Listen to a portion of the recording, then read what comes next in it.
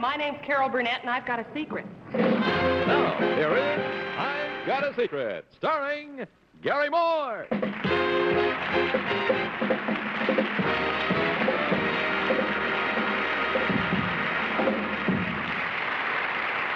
Thanks very much.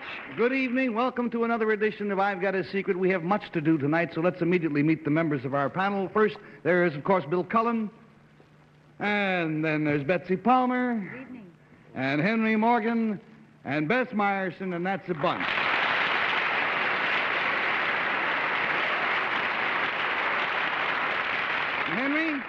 Henry, again, how can I thank you? You gave me a wonderful week off last week, and... I was great. That's what I heard, you rat. You ain't supposed to be that great. You know, it makes it tough. Thanks a million. I really appreciate it. Now, let's greet our first contestant. Will you come in, please, sir?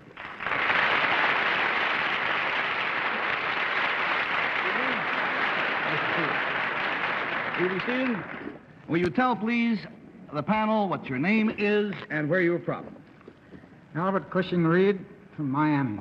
Panel, this is Rear Admiral Albert Cushing Reed, now retired from the U.S. Navy, and it's an honor to have you with us, sir.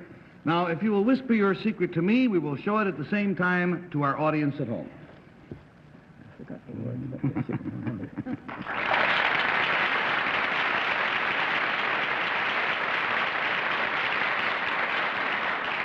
And panel, to help classify Admiral Reed's secret, it concerns something he did. And Betsy, we will start with you. All right.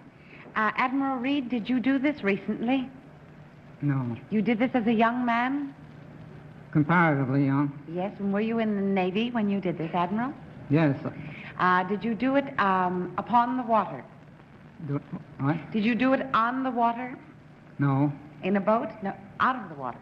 Yes. Did you do this, $20 down, $60 to go, and we mush on to Henry. Sir, did you originate something? No, I did not. Was what you did during wartime? No.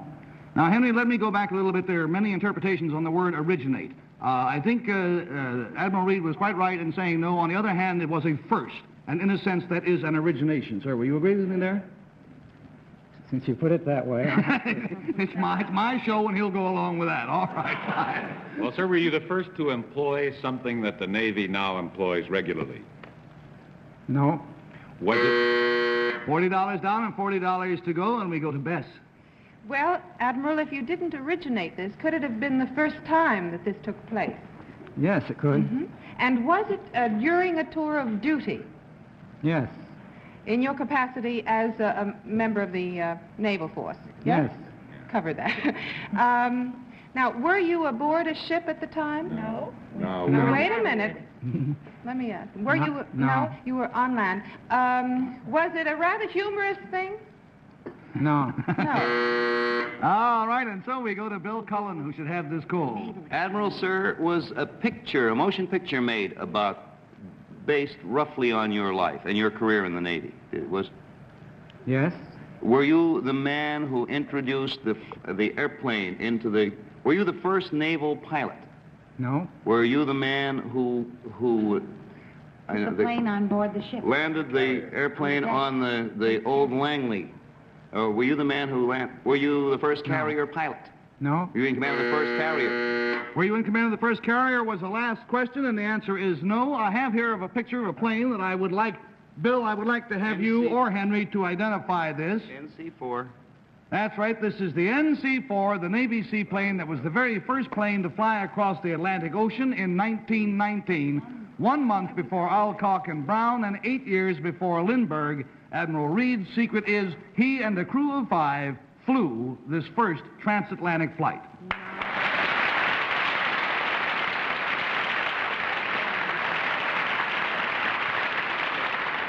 Now, that was back in May 1919. Needless to say, it was not a non-stop flight, but it won for America the air race across the Atlantic. Now, there were 3 planes like this one that started out. There was the NC-1, 3, and 4, and only number 4 completed the flight. Now, what was the speed of this plane, sir? We had no airspeed meters in those days, but we guessed that the landing speed was about 40 or 35. Cruising speed about 60 knots, and full speed with the wind About 80. And I want to tell you, that's a long way over there at 60 knots. Believe me, it is. Now, if we can open the curtains, let's take a look at the map of this historic 1919 flight. Now, they started out from Rockaway Beach here in Long Island, then to Halifax, and then up to Newfoundland. The longest portion of the flight was from Trepassey, Newfoundland, to the Azores. That's 1,500 miles. Now, after leaving Newfoundland, Atlantic storms forced the NC-1 and the NC-3 to land in the ocean. They never got up again, but fortunately, their crews were all rescued safely. Now, after 6 stops, Admiral Reed finally landed in Plymouth, England, 23 days after leaving America. 23 days.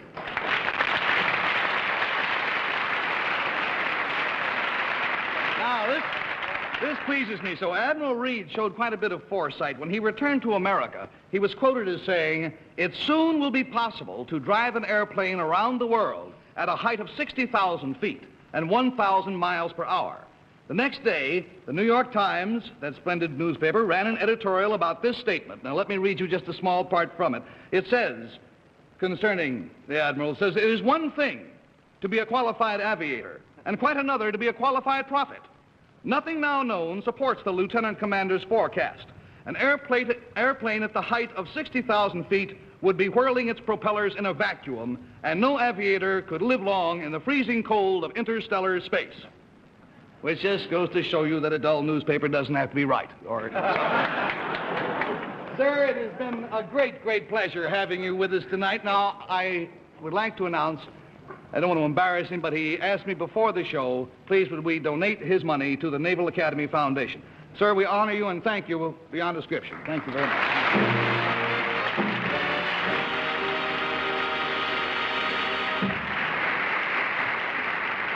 Now, this is not a plug because if the Admiral knew I was doing this, he would kill me. But I would like you to know that the entire story of this incredible flight is in a new book out called Triumph. It's by High Stearman and Glenn Kittler. The Admiral has nothing to do with the profits of it, but they were instrumental in persuading him to come on, and we're grateful to them. Now, we'll be back with you again right after this important message. Now then, may we greet our next contestants, please.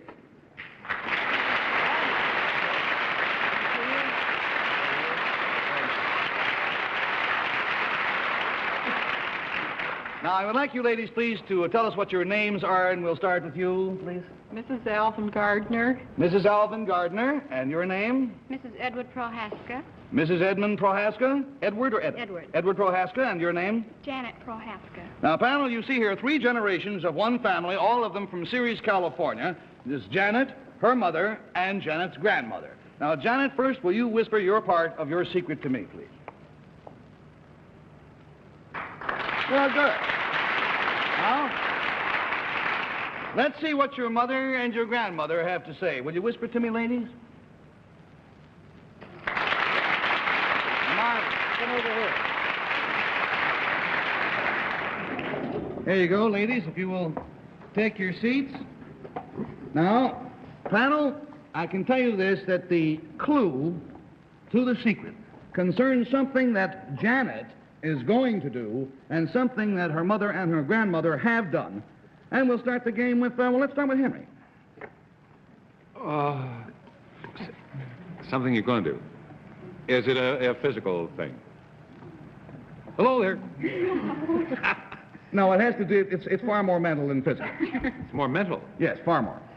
Oh, you won't think up something that your mother and your grandmother have already thought up. No. Gee, I wish it would be physical. I had a whole line of questioning laid out. Ask him anyway. No, it's very hard to... are you going to graduate with honors, sort of, from school or whatever? No. Are you going to be paid for this? No. $20 down, $60 to go, and we go please to Betsy. I thought Henry had it. I was going to say something about graduation. Does it have anything at all to do with this time of the year and graduation? Yes. Yes, it does? Well, you're graduating without honors. No, I'm teasing. Like most of us, let's face it. But, Janet, are you graduating from the same school that both Mother and your grandmother did? No. No. Is it the degree, something that you're going to receive that they did receive too? Yeah. Ah. Is it... We've lost $40. We have 40 to go, and we go please to Bill. Are you going to be the class valedictorian by any chance? Well, that blows a whole list of questions for me, too. You are going to receive something upon graduation. Yeah. Like a A diploma, maybe? Yeah! You're gonna get, but that's not it. That's not the secret. No. The diploma will be unsigned. Mine was. For reasons that will come out later. We've lost 60. We have 20 to go, and Betsy Palmer. Janice, you're graduating from high school, I take it. Yeah. Is this something that would be normally acquired by a high school graduate? Yeah. This is some special thing along with your diploma that you're going to get? No. No. Yes, all right, Henry. You free last stab. Yes. Is it like the same date or the same age or the same in that area? Same No. number in the class? No. Janet Prohaska shares a secret with millions of young people all over the country at this time of year. This week she is graduating from high school, and naturally she's all excited about it. And I know her mother and her grandmother share her excitement because they went through the same thing. As a matter of fact, they went through it just last week when mother and grandmother also graduated from high school. Isn't that just great? We're the dumbest panel. Let's start with Mrs. Gardner, Janet's grandmother. Mrs. Gardner, you needed a high school diploma for job advancement, isn't that right? Yes, that's right. In other words, if you're training to be a psychiatric technician, then you had to have a diploma. Mrs. Prohaska, going back to school must have been kind of rough for you because not only did you have your children to take care of, 3 of them, but something rather special occurred during the school year. What was that? The birth of my son. Yes, the birth of her son during the school year, just 3 months ago, but she didn't let it interrupt her schooling. She plowed ahead, and she did graduate. Now, Janet, how did you feel about sharing high school graduation honors with not only your mother, but your grandmother? Oh, happy for him. Happy and a little proud, I should imagine, too, indeed. Well, I think this should be a lesson to all of us. It's never too late. It's never too complicated to continue your education if you're sincerely interested. Congratulations to all 3 of you lovely young high school graduates. Your money will be waiting for you backstage. Thank you so much.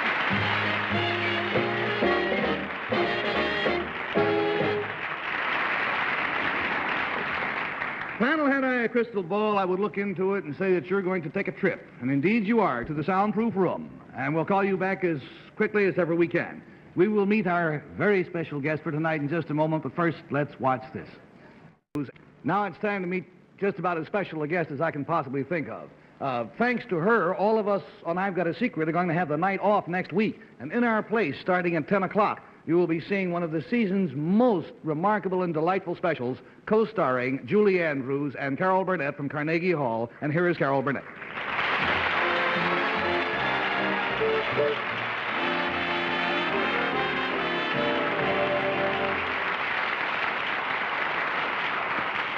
How are you, Carol? Romeo, Romeo, wherefore art thou Romeo? Deny thy father, refuse thy name. Why is it that every comedian wants to play Hamlet? Hamlet? No. I'm not asking for myself, Gary. No. I'm thinking of the panel. Oh? You see, I'm sure they'd be very grateful to you if you'd set aside a few minutes tonight and let them show off their ability as dramatic actors just for a change. Well, that's very kind of you, Carol, but this is your spot, and you know... No. I don't mind. Here's the way I see it. Each panelist will do a different dramatic scene. Oh. All of them with me. Oh, swell. Well, now, what plays will they read these scenes from? Because, after all, you're going to need some dialogue, you know. Well, you see, that's my secret, Gary. Oh. Let me introduce you to Mr. George Abraham. Mr. Abraham, there you are. Good evening, sir. See him there? He is the stenotypist. Uh-huh. And he's going to copy down everything that's said when the panel comes back on the stage. Oh, I get the picture. Now, when the panel is all through questioning, we will get typewritten copies of their questions and of Carol's answers, and that will be the dialogue for the little scenes that you'll play with them. Aren't we sneaky? Aren't we sneaky, though? Yeah. Very good. Let's close the curtains so the panel won't see Mr. Abraham. Thank you, sir, for being with us. Keep busy. And let's see if they can figure out. Send the panel back in. And see if they can figure out that they're going to do sketches. The dialogue will consist of their questions and Carol's answers. Why not to cheat? Isn't it nice? They don't even get arrested for it. Taking their time. All righty. Well, you all know Miss Carol, of course. Hi, gang. Congratulations. Now, this concerns something that, let's call it something that is going to happen, something she is going to do. We'll start with Bill. Are you going to do this, Carol, to any of us? I hope so. Are you maybe going to do it to all of us? Yes, but especially to you, Bill. Is it something that, being a normal red-blooded American boy, I would enjoy without glasses? I mean, being a normal red-blooded American boy without glasses, I would enjoy. With or without glasses, it's going to be a lot of fun. It's not what I was thinking of then, because I gotta get all clogged up. All right, there's $20 down, $60 to go. We go, please, now to Betsy Palmer. Is it something physical that you're going to do to us, Carol? What was that she said? Is it something physical that you're going to do to us? May I answer this question? I wish you would. Seems to me that almost everything she does is physical. That's true. But why isn't she answering me? I expected you to ask me that. I didn't hear you. Oh. Does that have anything to do with your secret? No, Betsy, as usual, you're wrong. Thanks a bunch. Let's see. Is it something is Gary going to be involved in it also? You won't believe this, but no. I'll believe it. All right, we've lost the $40, and now we go, please, to Henry Morgan.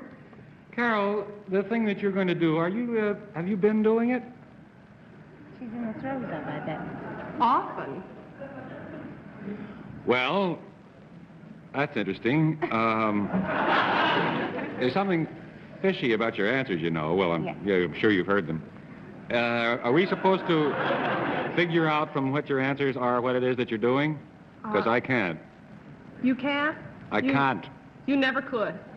There's a lot of truth in that, too. Of course, I'm not a red-blooded American boy like some kids on this panel.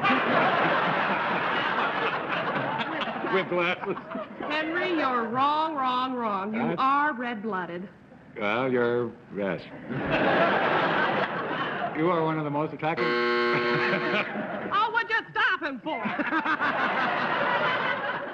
$60 down, $20 to go, and Bess, dear, it's your turn. Carol, I'd like to ask again, if something is happening right now, as we were answering questions, is something happening, something being recorded, or... That's a good question. Let's have another. And another thing, you just haven't really been answering our questions. Your answers have been sort of exciting, different. Well, that's probably because in the state I'm in, I'm confused. Oh, I see. After we're through asking questions, are we going to hear something? Are you going to play something back to us? Well, in the state I'm in now, we won't hear anything, but you and I are going to have a ball. What state are you in? Panel, brace yourself. Carol Burnett has accused me of not giving you sufficient opportunities to demonstrate your dramatic ability. Serious acting. Tonight we're going to rectify this situation by giving you a chance to show your stuff. Carol has consented to appear with each of you in a short dramatic scene. Now, we'll start with Bill Cullen. Bill, if you will join us, stage center, please. We can open the curtains. If you'll join Carol on the bench. I'll be glad to. And, well, the scene doesn't start yet. Contain yourself. Now, I'll set the scene for you, all right? Now, picture this. You and Carol are playing the romantic leads in this sketch. You've just met each other. It was love at first sight. Now, since we could not afford a playwright, your dialogue will consist of the questions you just asked Carol a minute ago and her answers to you. You see, a stenotypist took down everything that you said backstage, and a typist transcribed it. May I have the script, please? Bear in mind that these were your questions, and these were Carol's answers, and remember also that it's a romantic scene. Play it like a love scene. May I have a little love music, please, Norm? Watch it, Bill. You don't want the actions, do you? Oh, yes. Are you going to do this, Carol, to any of us? Oh, I hope so. Are you going to do it to all of us?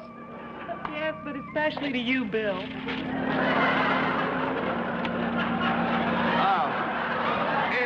Carol, Carol, is it something that being a normal red-blooded American boy would enjoy doing? Well, now we...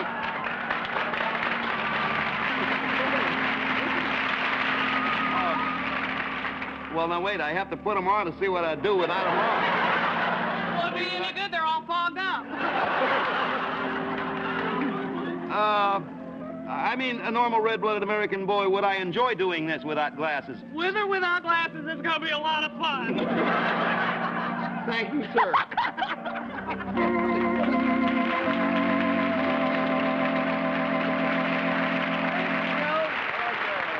You go back to your place now, and we will get Betsy up here.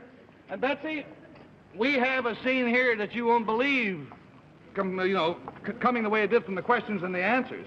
Now, this is high drama. Oh. The scene is tense with raw emotions. You and Carol are sisters. You're both in love with the same man. And you are jealous and suspicious of each other. Now, give me the script, please. Remember, again, these are the questions and answers verbatim as you said them. Remember, you are mutually jealous. Little jealous music, please. Is it something physical that you're going to do to us, Carol? What was that you said? I said, is it something physical that you're going to do to us? May I answer this question? I wish you would. Seems to me that everything she does is physical. Well, that's true, but why isn't she answering me? I expected you to ask me that. Well, I didn't hear you. Well, does that have anything to do with your secrets? No, Betsy, as usual, you're wrong, wrong, wrong. Well, thanks a bunch.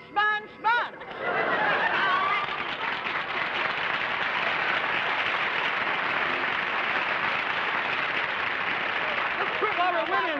That was the punchline. There were two more lines, but that hit it. All right, Henry. Oh, Henry, this is your chance, buddy. This is your chance. This is a real tearjerker. You and Carol, in this sketch, have been married for 35 years. That is a tearjerker. And in all this time, you've never been separated even for one day. Now, suddenly, you must go out of town to attend an Elks convention. Neither of you can keep from crying as you prepare to leave the house. Here is the dialogue as you spoke it, your questions, and Carol's answers. All right, can I have a little parting music, please? Carol, the thing you're going to do, have you been doing it?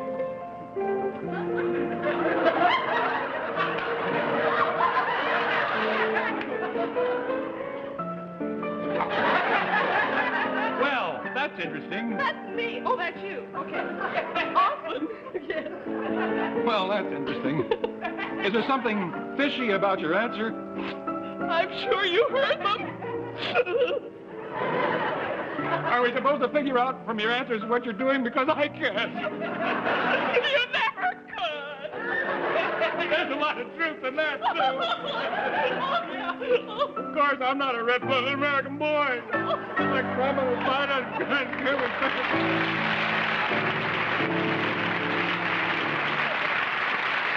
All right. And Beth, quickly, dear. Beth, this is quite a simple setup. You and Carol are two old ladies, not typecasting, who just won the sweepstakes. You've been out celebrating on the town. Norman, some tipsy music, please, and we may just go out on this dialogue. Yes. Carol, I would like to ask again if something is happening right now as we're answering questions. Is something happening like something being recorded? That's a good question. Let's have another one. And another thing, you just haven't really Friends, been answering. I just don't think it's decent for us to watch two ladies in this condition. And so until next week at the same time, we'll see you. Goodbye out there.